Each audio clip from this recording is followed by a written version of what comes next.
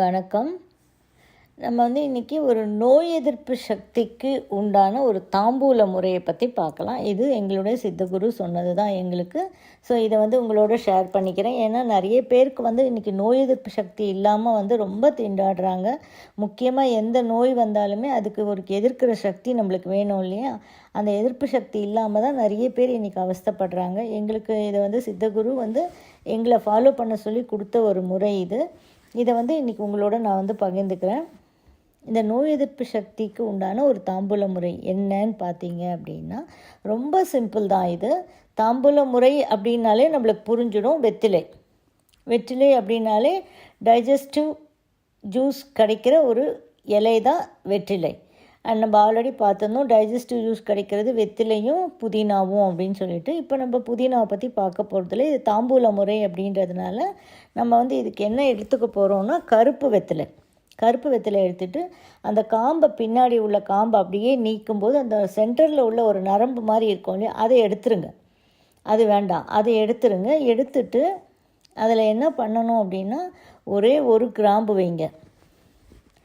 ஒரு கிராம்பு எந்த அளவுக்கு நீளம் இருக்கோ அதே அளவுக்கு பாக்கை ஒடிச்சு அதே அளவுக்கு தான் பாக்கு இருக்கணும். ஒரு பாக்கு வச்சுட்டேன் அப்படின்னு கிடையாது. ஏன்னா இது எல்லாமே அளவு முறை தான். அந்த அளவுக்கு பாக்கு. அப்புறமா என்னென்னா முக்கியமாக என்னென்னா எந்த சுண்ணாம்பு வேணால் போடலான்றது கிடையாது. இதில் கிளிஞ்சல் சுண்ணாம்புன்னா இந்த ஆயுர்வேதிக் ஷாப்ஸில் நாட்டு மருந்து கடையிலலாம் கேட்டிங்கன்னா கொடுப்பாங்க. கிளிஞ்சல் சுண்ணாம்புன்னு வாங்கிக்கோங்க. அது அந்த வெற்றிலையில் தடவிட்டு ஒரு கிராம்பு வைங்க. கிராம்பு அளவுக்கு ஒரு பாக்கு வைங்க.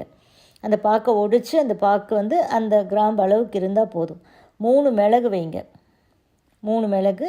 அப்புறம் ஒரே ஒரு துளசி இலை, ஒரே ஒரு வேப்ப இலை. இதில் எவ்வளோ வேணால் வைக்கணுன்றது கிடையாது. இது கண்டிப்பாக எல்லாமே ஒரு அளவு முறை இருக்குது. நல்லா திரும்பி சொல்கிறேன். ஒரே கிராம்பு, அதே அளவு பாக்கு, கிளிஞ்சல் சுண்ணாம்பு கொஞ்சம், 3 மிளகு, ஒரு துளசி, ஒரு வேப்ப இலை. இதை என்ன பண்ணணும், அப்படியே மடித்து நைட்டு சாப்பிட்டெல்லாம் முடிச்சதுக்கப்புறமா நல்லா இதை வாயில் போட்டு நல்லா மென்று சாப்பிடணும். இதை மென்று சாப்பிட்டு இந்த ஜூஸை நம்ம அப்படியே முழுங்கணும்.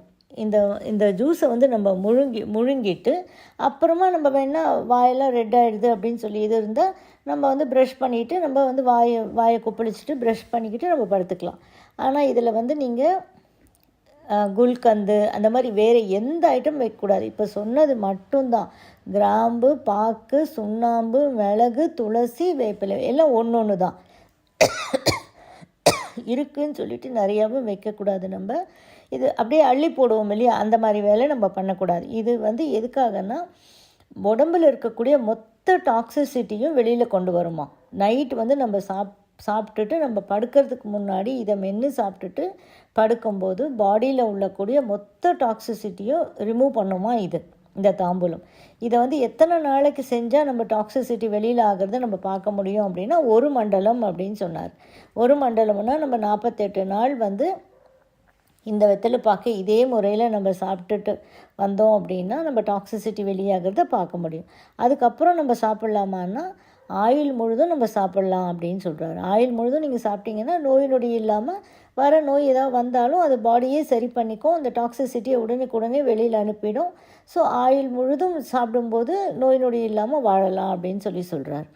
எவ்வளோ ஈஸியான முறை இல்லையா இது தாம்பூல முறை. தாம்பூல முறைகள் நம்ம நிறைய சொல்லியிருக்கோம். வள்ளலார் சொன்ன முறைகள் சொல்லியிருக்கோம். காலையில் போடுறது சொல்லியிருக்கோம். இது டாக்ஸிசிட்டியை ரிமூவ் பண்ணுறதுக்கு நைட் போடக்கூடிய ஒரு முறை. அதனால் இதை ஈஸியான முறை தானே. இது எல்லாருக்கும் ரொம்ப ஈஸி. ஸோ இந்த கிளிஞ்சல் சுண்ணாம்புன்றது மட்டும்தான் நம்ம பார்த்து வாங்கிக்கணும். நார்மல் சுண்ணாம்பு போட்டால் அந்த வேல்யூ கிடையாது, அந்த டாக்ஸிசிட்டி வராதுன்னு சொல்லிட்டார். அதனால் கொஞ்சம் மெனக்கட்டு ஏதாவது நாட்டு மருந்து கடையில் போயிட்டு கிளிஞ்சல் சுண்ணாம்பு வாங்கிக்கோங்க. கிளிஞ்சல் சுண்ணாம்பில் தான் அந்த டாக்ஸிசிட்டியை ரிமூவ் பண்ணக்கூடிய இருக்குது. அதே மாதிரி கருப்பு வெத்தலை தான், வெள்ளை வெத்தலை கிடையாது. அகெயின் கமெண்ட்ஸில் இது புரியல அது புரியலன்னு கேட்காதீங்க. கருப்பு வெத்தலை தான். அந்த மேலே உள்ள காம்பை பின்னாடி உள்ள நரம்போடு நீக்கிட்டு தான் நம்ம இது எல்லாமே பண்ணணும். வச்சுட்டு நம்ம சாப்பிட்றது தாம்பூல முறையே. ஸோ இது ஆயுள் முழுசும் சாப்பிட்டோம் அப்படின்னா நோய் நொடி இல்லாத ஒரு ஹாப்பியான லைஃப் நம்மளுக்கு வரும் அப்படின்னு சொல்கிறாரு. இது ரொம்ப ஈஸியான முறை தான். அந்த காலத்துலேயும் நிறைய பேர் சாப்பிட்டுக்கிட்டு இருந்தாங்க. ஸோ அதை தான் எங்கள் சித்தகுரு சொல்லியிருக்காரு. ஸோ எல்லோரும் ட்ரை பண்ணி பார்த்துட்டு உங்களுடைய எக்ஸ்பீரியன்ஸை வந்து எனக்கு கமெண்ட்ஸில் சொல்லுங்கள். தேங்க்யூ ஃபார் வாட்சிங். இந்த வீடியோ உங்களுக்கு பிடிச்சிருந்தால் லைக் பண்ணுங்கள், ஷேர் பண்ணுங்கள், கமெண்ட் பண்ணுங்கள், சப்ஸ்கிரைப் பண்ணிக்கோங்க, பெல் ஐக்கான் ப்ரெஸ் பண்ணிக்கோங்க. ஸோ தட் நாங்கள் போடுற எந்த வீடியோவும் மிஸ் பண்ணாமல் உங்களுக்கு நோட்டிஃபிகேஷன் வரும்.